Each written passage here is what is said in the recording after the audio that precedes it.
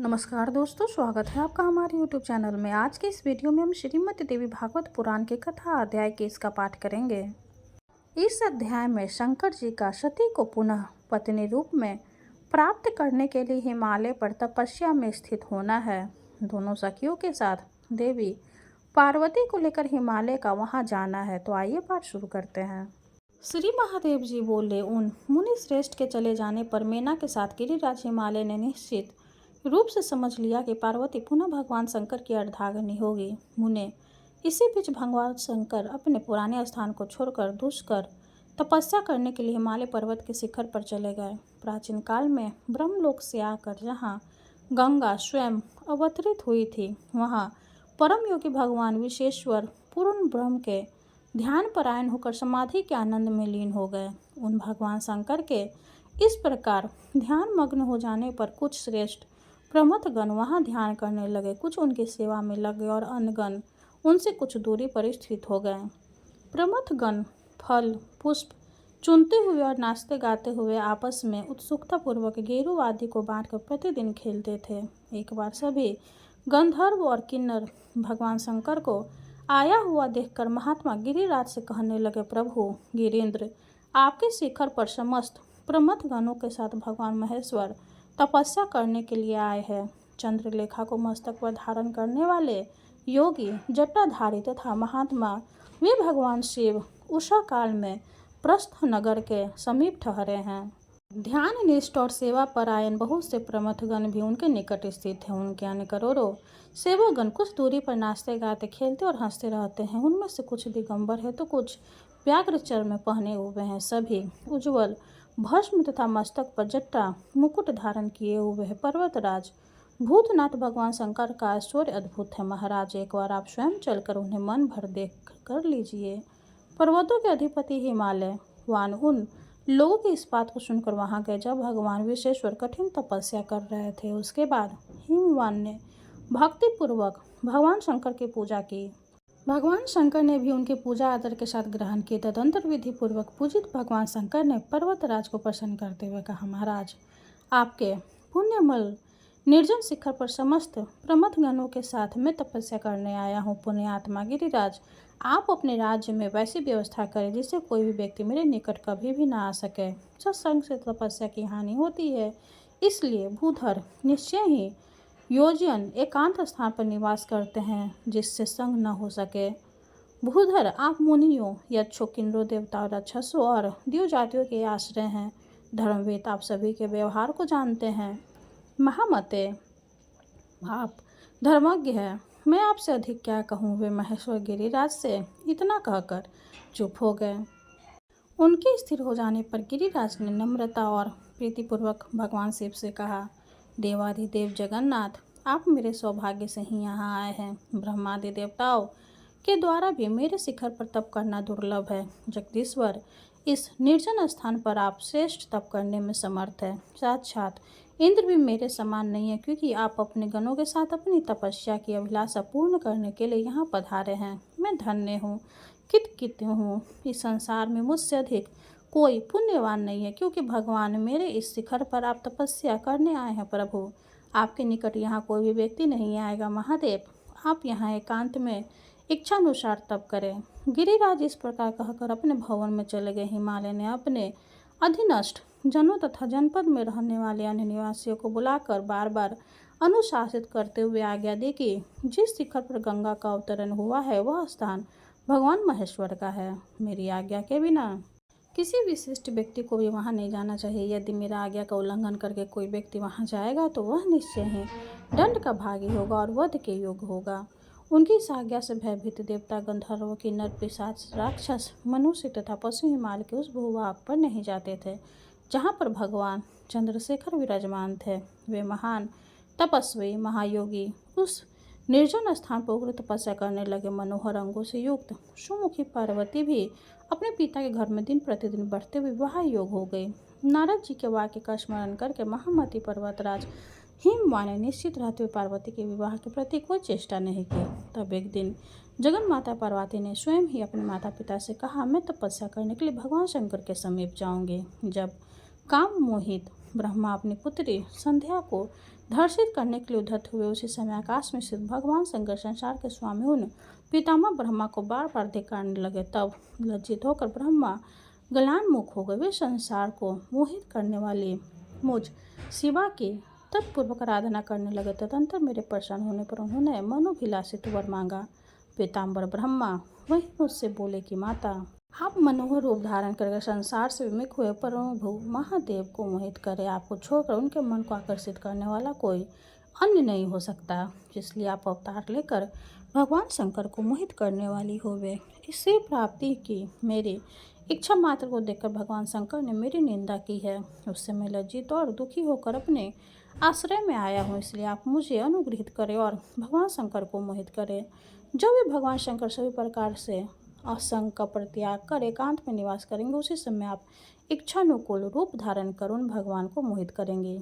इस प्रकार ब्रह्मा का संभाषण और याचना सुनकर उनकी तपस्या से संतुष्ट होकर मैंने उनकी बात पूर्व में ही मान ली थी। इसलिए दक्ष के घर में सती के रूप में जन्म लेकर मैंने एक बार उन्हें उसी प्रकार मोहित किया था, जिस प्रकार सामान्य पुरुष को कोई सुंदरी स्त्री मोहित करती है।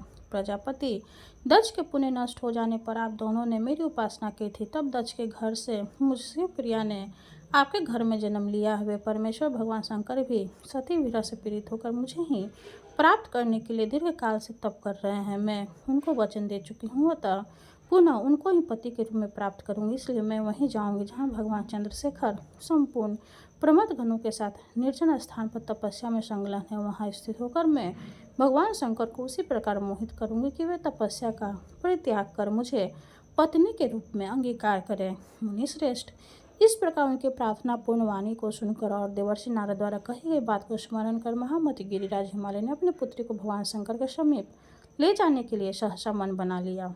मुनीश्वर, मेरा आंख में आंसू भरकर शीघ्र ही पार्वती को अपनी गोद में लेकर जोर जोर से रोने लगी और अपनी पुत्री से कहने लगी, हाँ माता, आप मेरे प्राण के समान प्रिय और कुमलांगी है। मुझे छोड़कर आप घोर वन में क्यों जाना चाहती है। तदंतर पार्वती उनको बार बार संतावना देकर अपने सुंदर कर कमल से उनके आंसू पोंछकर कहने लगी, माता, आप सुंदर बुद्धि वाली हैं, आप मेरे लिए चिंता न करें। मुझ पुत्री को अशोचनीय जानकर भी आप क्यों इस प्रकार मोहित हो रही हैं। मैं नित्य आनंद स्वरूपिणी साक्षात आर्द्र प्रकृति हूँ। मुझे घर में अथवा वन में कहीं भी दुख नहीं है। मैं शमशान में निवास करने वाली महाकाली स्वरूपी आसन पर रहने वाली माता, मुझे किसी भी निर्जन स्थान में भय नहीं है। आप निश्चित रहें, मैं निश्चित उन महादेव को मोहित करके पुनः घर आती हूँ और उन शंभु को पति के रूप में प्राप्त कर भगवान शंकर के पास चली जाऊंगी। मेना पार्वती का महान भय देने वाला यह वचन सुनकर आश्चर्यचकित होकर उमा इस प्रकार बोली। इसी से उनका नाम उमा प्रसिद्ध हो गया। तदंतर मेना गिरिराज हिमालय से बोली कि यदि मेरी पुत्री भगवान शंकर के समीप जाएगी तो उसके साथ ये दोनों सखियाँ भी जाए और दोनों फल पुष्प आदि से सदा इनकी सहायता करें। गिरिराज हिमालय सुमेरु पुत्री मेना के इस वचन को सुनकर उन दोनों सखियों के साथ अपनी पुत्री उमा को श्री विश्वनाथ के समीप ले गए। मुने सभी देवगण गिरिराज के इस कार्य को देखकर हर्ष से युक्त हो गए और वे सभी भगवान शंकर के कान में पुष्प वृद्धि करने लगे। इस प्रकार श्री महाभागवत महापुराण के अंतर्गत श्री महादेव नारद संवाद में शिव पर्वत नामक 21वां अध्याय पूर्ण हुआ। माता रानी की जय हो। अब हम माँ दुर्गा की आरती करेंगे। जय अम्बे गौरी मैया, जय श्यामा गौरी, तुमको निश दिन ध्यावत मैया जी को निश दिन ध्यावत, हरि ब्रह्मा शिवरी। ओम जय अम्बे गौरी, मांगे सिंदूर विराजत, टीको मृग मद को मैया, टीको मृग मद को, उज्ज्वल से दो नैना, उज्ज्वल से दो नैना, चंद्र बदननी को। ओम जय अम्बे गौरी, कनक समान कलेवर, रक्तांबर राजै मैया, रक्तांबर राजै, रक्त पुष्प गले माला, रक्त पुष्प गले माला, कंठन पर साजै। ओम जय अम्बे गौरी के हरिवाहने राजत खरग खपर धारी। मैया खरग खपर धारी। सुर नर मुनि जन सेवत, सुर नर मुनि जन सेवत, तिनके दुख हारी। ओम जय अम्बे गौरी। कानन कुंडल शोभित नासाग्रे मोती। मैया नासाग्रे मोती। कोटिक चांद्र दिवाकर, कोटिक चांद्र दिवाकर, राजत सम ज्योति। ओम जय अम्बे गौरी। शुंभिन शुंभ बिदारे महिषासुर घाती।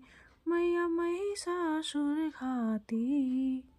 धूम्र विलोचन नैना, मधुर विलोचन नैना, निश दिन मदिमाती। ओम जय अम्बे गौरी। चंड मुंड संहारे, शोणित बीज हरे। मैया शोणित बीज हरे।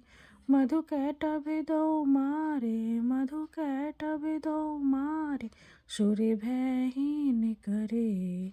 ओम जय अम्बे गौरी। ब्रह्माणी रुद्राणी, तुम कमला रानी। मैया तुम कमला रानी।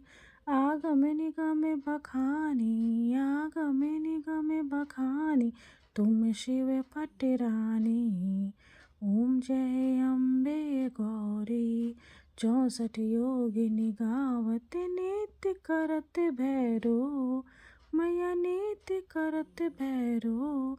बाजत ताल मृदंगा, बाजत ताल मृदंगा, आरु बाजत डमरू। ओम जय अम्बे गौरी। तुम ही जग की माता, तुम ही हो भरता। मैया तुम ही हो भरता। भक्तन की दुख हरता, भक्तन की दुख हरता, सुख संपत्ति करता। ओम जय अम्बे गौरी। भुजाचार्य अति शोभित, वर मुद्राधारी। मैया वर मुद्राधारी। मन वांछित फल पावत, मन वांछित फल पावत, सेवत नर नारी। ओम जय अम्बे गौरी। कंचन थाल विराजत, अगर कपूर बाती। मैया अगर कपूर बाती। श्रीमाल के तुम राजत, श्रीमाल के तुम राजत, कोटि रतन ज्योति। ओम जय अम्बे गौरी। श्री अम्बे जी की आरती जो कोई नर गावे। मैया जो कोई नर गावे, कहत शिवानंद स्वामी, भजत शिवानंद स्वामी, सुख संपत्ति पावे। ओम जय अम्बे गौरी। माता रानी की जय हो। वीडियो अगर अच्छी लगे तो लाइक कर दे, चैनल को सब्सक्राइब कर दे। धन्यवाद।